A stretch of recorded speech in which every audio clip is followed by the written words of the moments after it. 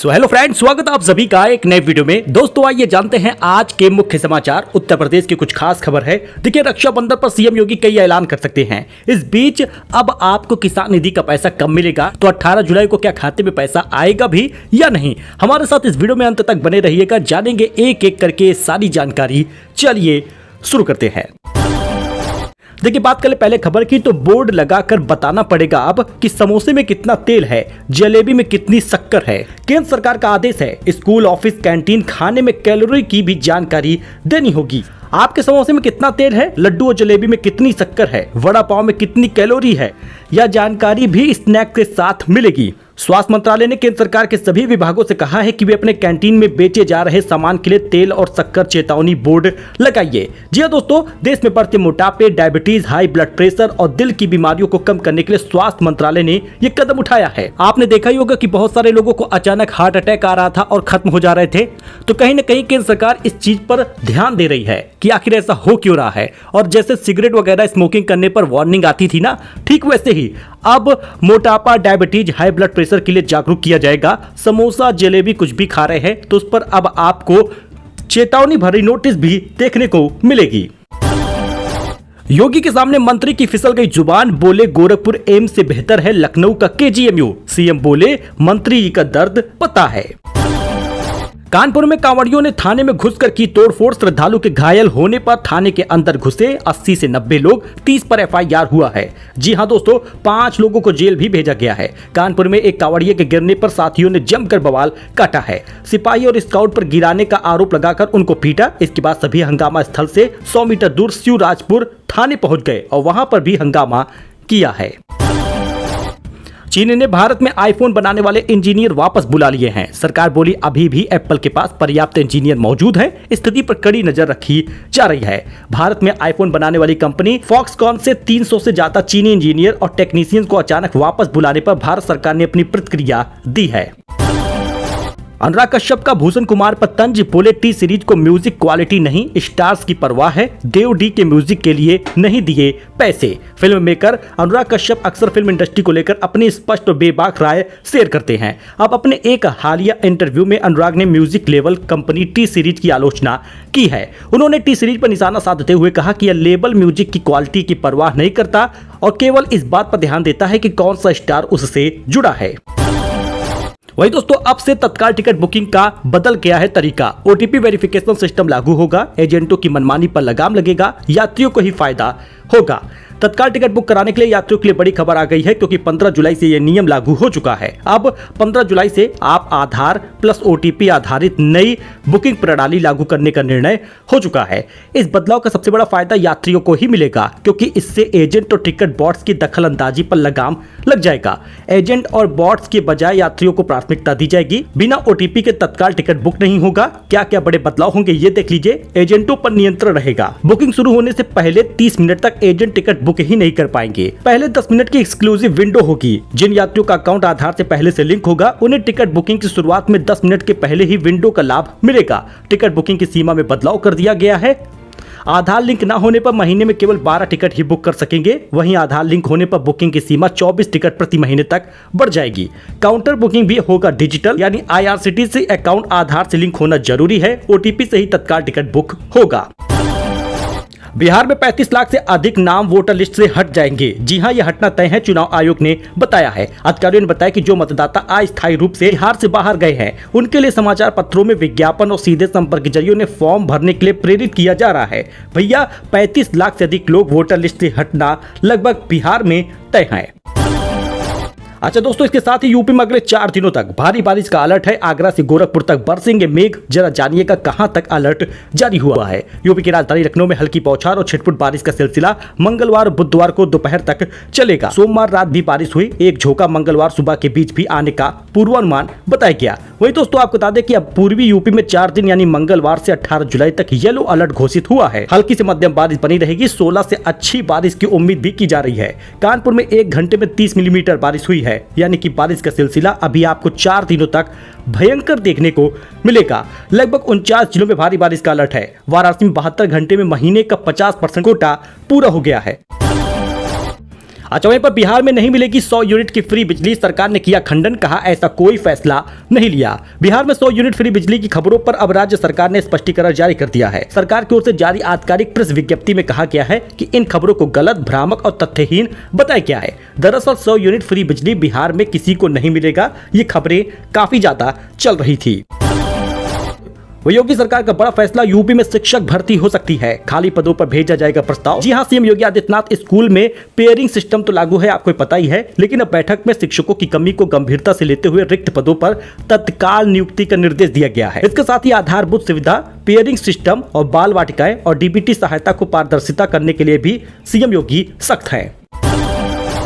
उत्तर प्रदेश के अभिभावकों को खाते में जल्द आएगा 1200 रुपए, सीएम योगी का आदेश जान लीजिए। जी हां दोस्तों, सीएम योगी आदित्यनाथ ने प्रदेश के बेसिक स्कूलों में पढ़ाई करने वाले बच्चों के पेरेंट्स को खाते में 1200 रुपए भेजने का निर्देश दिया है। सीएम योगी ने साफ कहा है कि कोई भी 6 से 14 साल तक के बच्चा स्कूल से वंचित ना हो, 1200 रुपए खाते में जाएगा। दरअसल पेरेंट्स के खाते में जो पैसा जाएगा वो यूनिफॉर्म, जूते, मोजे, स्टेशनरी और पाठ्य सामग्री जैसे खर्च के लिए राशि भेजी जाएगी, यानी बच्चा भी बोझ आपके ऊपर ना हो, सरकार 1200 रुपए की राशि देती है।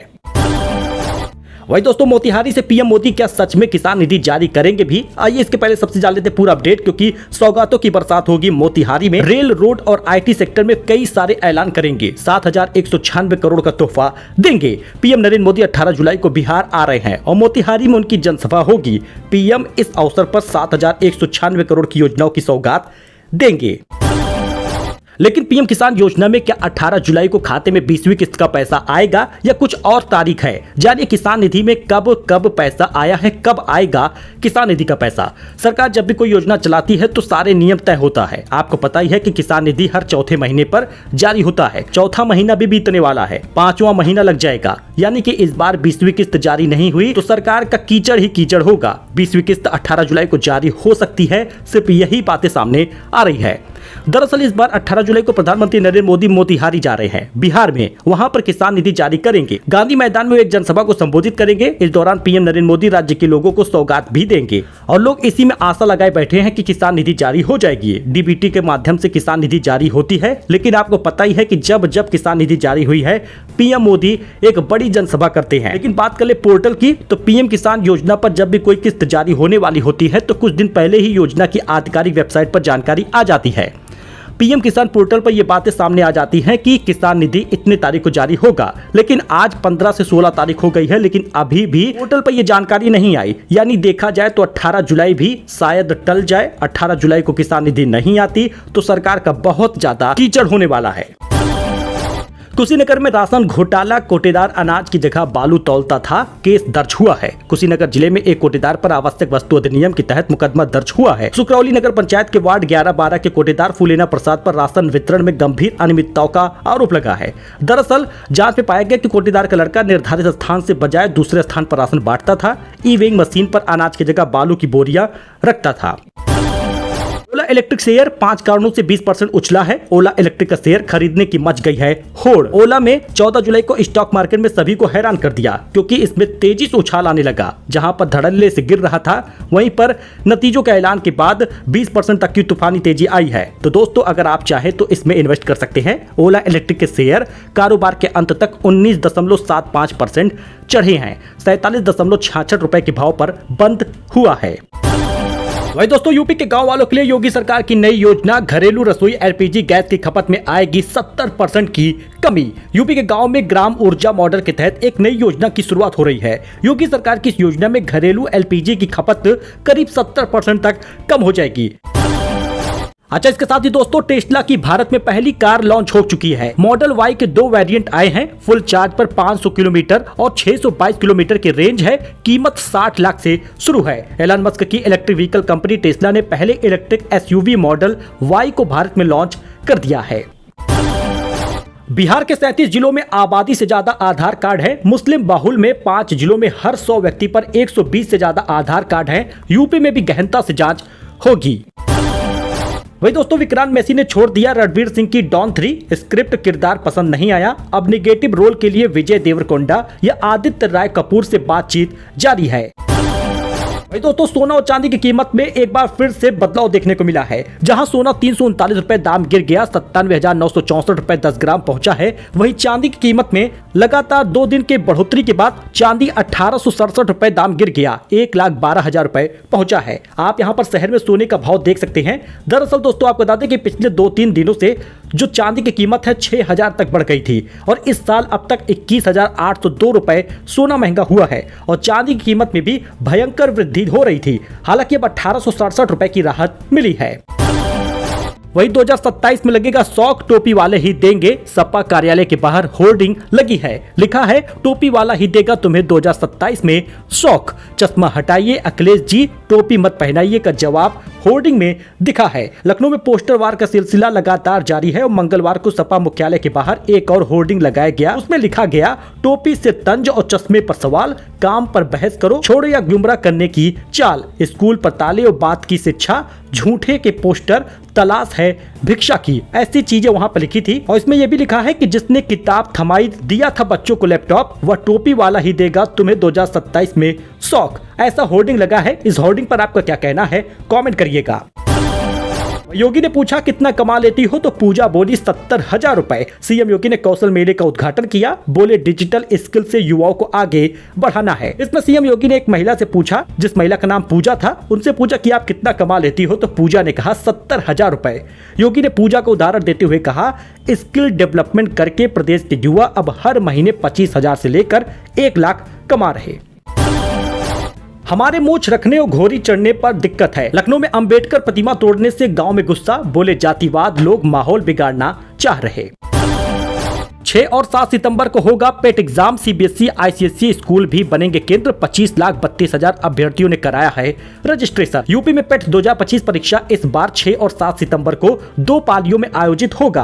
पहली पाली 10 से 12 बजे और दूसरी पाली दोपहर 3 बजे से 5 बजे तक होगी। कार्मिक विभाग ने भर्ती परीक्षाओं के लिए सरकारी और सहायता प्राप्त स्कूल और कॉलेज को केंद्र बनाने का शासन आदेश जारी किया है।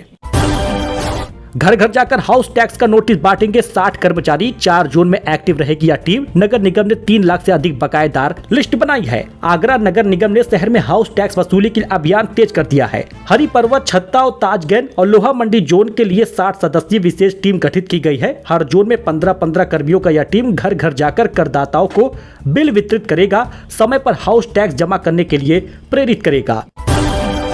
पशु व्यापारी से रुपए लूटे, 11 सिपाही सस्पेंड। कानपुर में 3 पीआरवी से पहुंचे, 500-500 रुपए मांगे, मना करने पर आंख पर डंडा मारा है। जी हां, पुलिसकर्मी बोला बहुत पीछा किया, 500 से कम नहीं लेंगे। कारोबारी बोला मना किया तो आंख में डंडा मारा, हर सप्ताह 200 रुपए देते हैं। सरसौल पशु बाजार में 14 मवेशियों को खरीदकर पिकअप से अलीगढ़ जा रहे पशु व्यापारी मोहम्मद उजैर से रामा देवी से ही पीआरवी कर्मी वसूली करने लगे थे। पीड़ित का कहना है कि वह प्रत्येक सप्ताह पशु खरीदकर अलीगढ़ जाते हैं और बदले में सभी को 200-200 रुपए देते थे। इस बार रामा देवी के पास खड़ी पीआरवी गाड़ी के पुलिसकर्मियों को वह 200-200 रुपए देकर ही आगे बढ़ा ही था, तभी चकेरी थाने की दूसरी पीआरवी गाड़ी 70-58 पीछे लग गई थी। अच्छा वहीं पर दोस्तों, यौन शोषण में क्रिकेटर यश दयाल की गिरफ्तारी पर रोक लग गई है। हाईकोर्ट बोला 1-2 दिन मूर्ख बनाया जा सकता है, 5 साल नहीं। किसी दलित को भेज देते, कांग्रेस नेता को शुभांशु शुक्ला के स्पेस जाने पर आपत्ति हो गई। मंगलवार को उनकी वापसी है। आईएसएस यानी अंतर्राष्ट्रीय स्पेस स्टेशन पर करीब 2 सप्ताह गुजारने के बाद कैप्टन शुभांशु शुक्ला धरती पर वापस लौटेंगे। लेकिन इस बीच कांग्रेस नेता उदित राज ने अंतरिक्ष यात्रा के लिए उनके चयन पर सवाल उठा दिया है। उन्होंने कहा मैं शुभकामनाएं देता हूं, सुरक्षित लौटे और जो ज्ञान उन्होंने अर्जित किया है वो देश के लिए लाभान्वित हो। लेकिन उन्होंने कहा कि पहले राकेश शर्मा गए थे, उस समय SC/ST के लोग इतने पढ़े लिखे नहीं थे।